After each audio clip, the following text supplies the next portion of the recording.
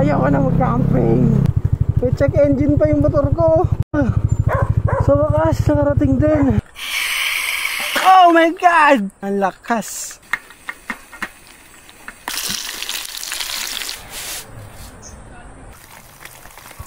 Sobrang ganda ng pagkaagawa ko sa itlog niyan.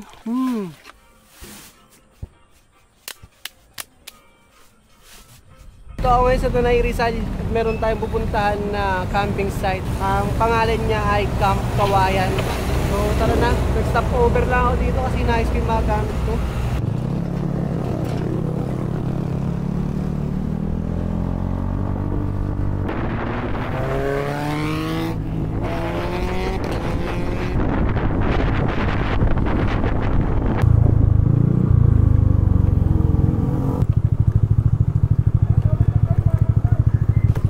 Ay putik, mas grabe dito.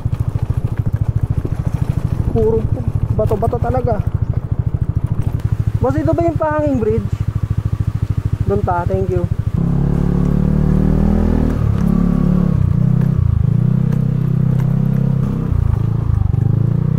Ito na yung hanging bridge yung sinasabi. Napagod ako din nakakangalay.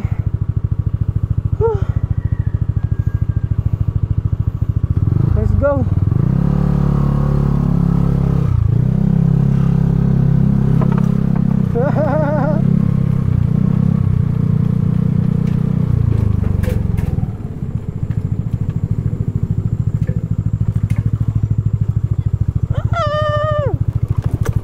Grabe ang tarik. Okay. So pagbaba doon, sana tayo. Nakayo na ba tayo? Hindi ko alam Anong tayo? Boss, andito yung papuntang Camp Kawayan.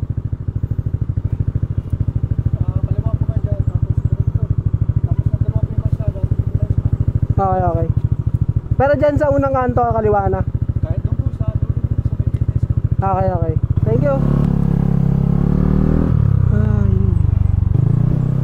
Adventure Doon sa dulo daw. Doon tayo kakaliwa. Check na lang natin kasi sabi may naman daw may mga signage naman doon na silang pinaskil papunta sa kanila. Hindi lang kasi talaga makita ito sa maps saka sa Waze.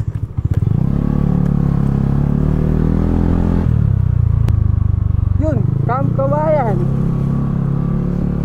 Yan, so kakanan tayo dito. Sana wala nang lubak. Aray ko!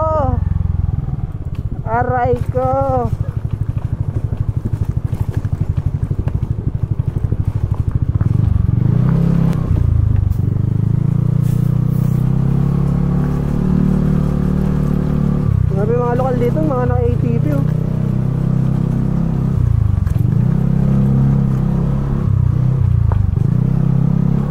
grabe, ito na naman tayo. May check engine pa yung motor ko. Wow, ang ganda ng daan. Ang sakit sa sa shock. Malayo pa ba? Oh shit, nararamdaman ko yung likod natin dumudulas. Oh shit, grabe, dumudulas yung likod natin. Ang hirap ng momento, baka mabalaw tayo dito.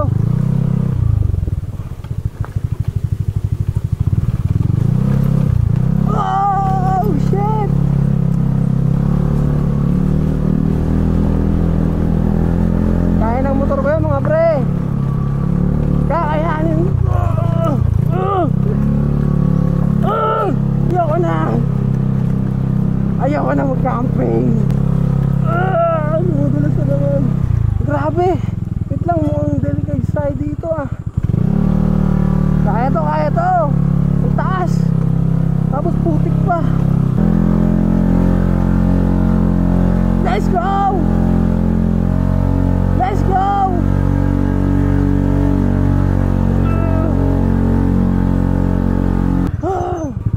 Grabe. Ang sakit ng kamay ko. Sakit ng braso ko.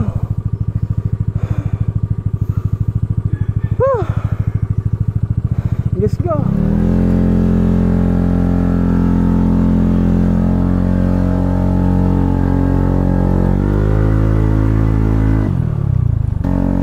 Asa na ba yung Camp Kawayan na yan?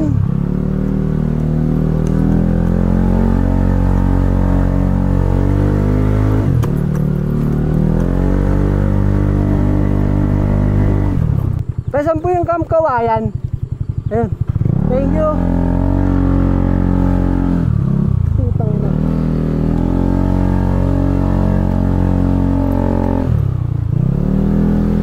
Grabe ang putik.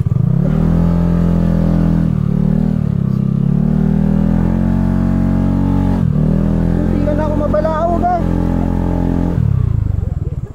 Grabe ang putik.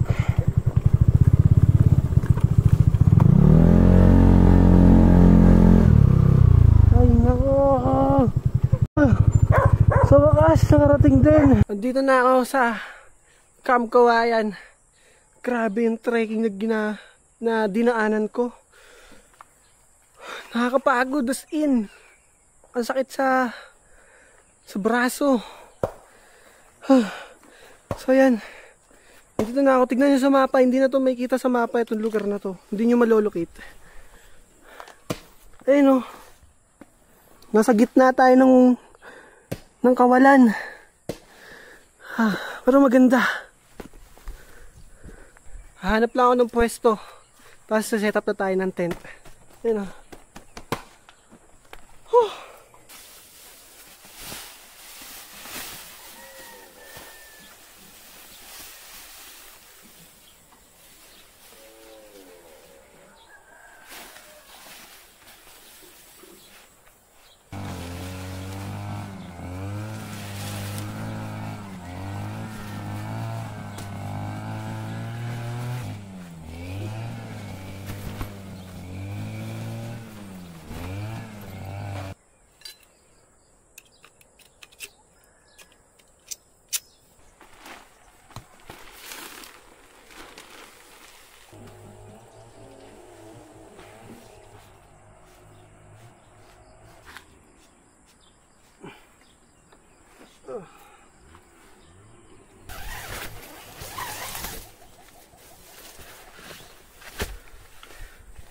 Meron ako ditong automatic inflatable bed.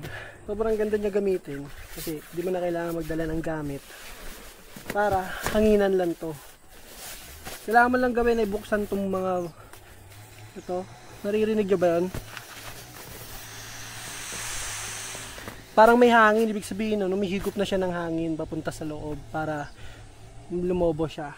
So, napakaganda nito guys, sobrang sulit.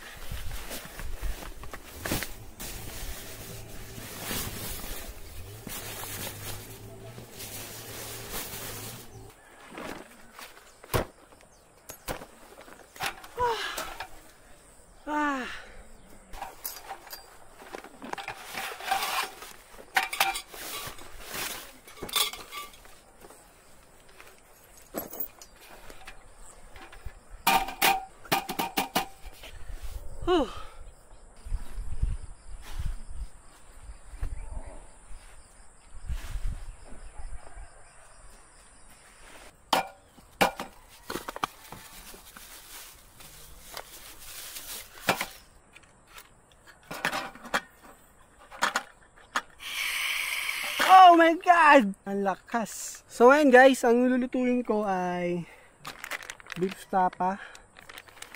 Sana okay pa to kasi medyo onting lamig na lang yung natitira dito. So, kaya lulutuin ko na ngayon.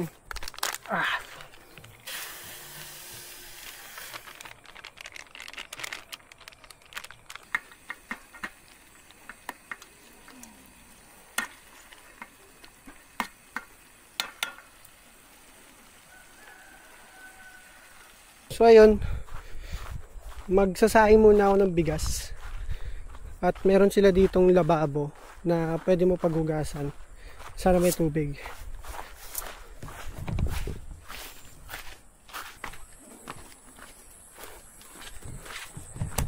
Daming aso dito. So tingnan mo natin kung may tubig. Yun, meron.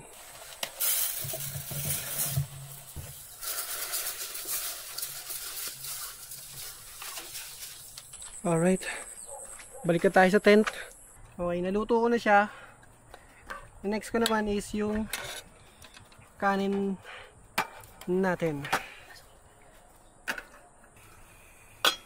So yun guys, lahat ng gamit ko dito na makikita nyo sa vlog, lahat ng yan ay nirentahan ko lang sa 80 camp gears. So sobrang mura lang nun guys. So 700 halos lahat na ng kailangan mo kasama na doon. Kailangan nyo lang mag security deposit syempre para rin sa kanila yon.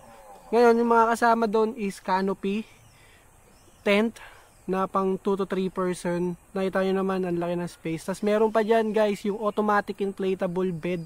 Yun, the best yun. Hindi ka na mahihirapan, hindi mo na kailangan magdala ng panghangin. Tapos meron silang ilaw na merong power bank. Nandun yun sa loob, nakasetup. Pwede mo isabit sa loob ng tent or kahit saan. At meron na rin kasamang fairy lights, table, tapos 2 chair. So, ito nakikita nyo ngayon. Meron pa silang ibang version ng upuan na mas mabibit-bit nyo, mas maliit pero comfortable pa rin. Tapos ito, mga cooking set, kompleto yan lahat. Yan, yung mga cooking set, tsaka stove. Tapos bibili na lang kayo ng sarili nyong butane para magamit nyo syempre. Yun, lahat yun kasama. So, check nyo na lang yung page sila, 80 Camp Gears. The best yun guys, ako sabi sa inyo. Kung ayaw nyo naman bumili, pwede naman kayo rumenta. Okay, malapit na siya maluto.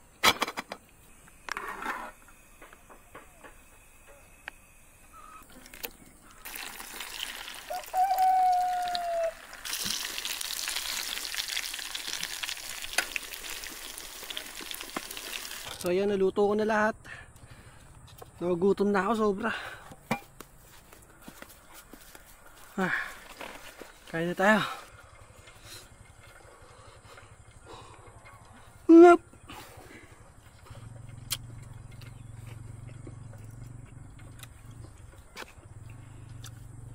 Goods siya, goods. Testing naman natin tong beef tapa na binili ko sa Dali.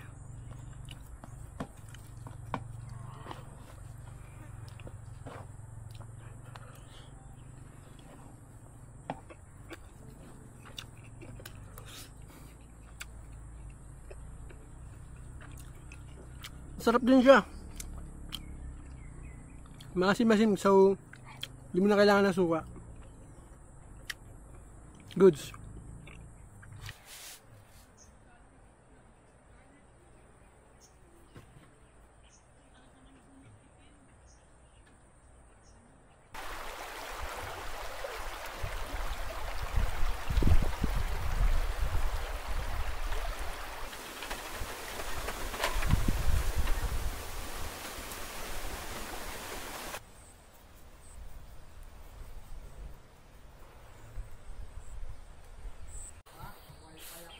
So ayan mga pre, meron na akong ginawang konting adjustment sa setup natin. Kita nyo yan. Ayan o.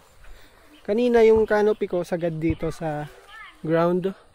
Yung ginawa ko is dinagdagan ko na siya ng isa pang bakal para lang tumaas siya lalo. Kasi di nababasuhan ng hangin. So mas umano pa siya ngayon. Mas umangat pa siya. So ngayon 2:30 PM na. At hanggang 6 PM lang ako dito.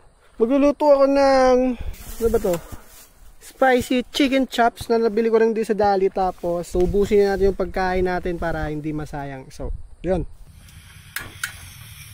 So, ang una nating lulutuin ay ito, spicy crispy chicken popcorns. Ay, poppers pala. At sana okay pa kasi kanina pa tong 11 AM. Mukhang okay naman siya. Okay pa naman. Wow! Grabe! Ang sarap! Lagyan lang natin yan dito. Grabe yung mantika niya para naging chili oil oh. Mukhang chicken oil sa inasal. So, pero sakto yan kasi wala tayong asin pampalasa sa itlog. So, panigurado may lasa rin tong itlog na to.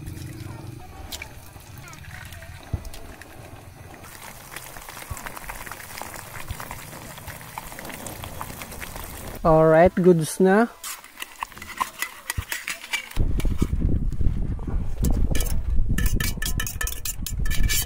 Alright, luto na ang ating pagkain. Kain na tayo, ubusin natin to lahat. Sobrang dami natin pagkain. Pero, goods lang yan, nakakapagod mag-setup, nakakapagod pa bumiyahe. Grabe sarap na itong itlog. First bite. Ang sarap ng chicken, spicy chicken poppers. Ang anghang siya.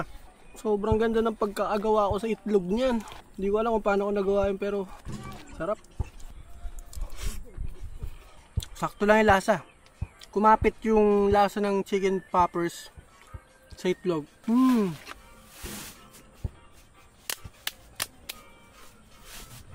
Tapos na ako kumain. Huhugasan ko na lang itong mga pinagkainan ko.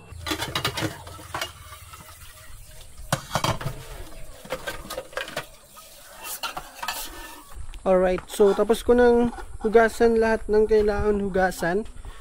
At anong oras na rin, ang gagawin ko na lang is magpapahinga. And then after nun, liligpit ko na yung mga gamit ko. Tapos, ready to go, ready na umuwi, ready na bumalik sa realidad. Ganda oh. Parang ayaw na bumalik. Pero di pwede.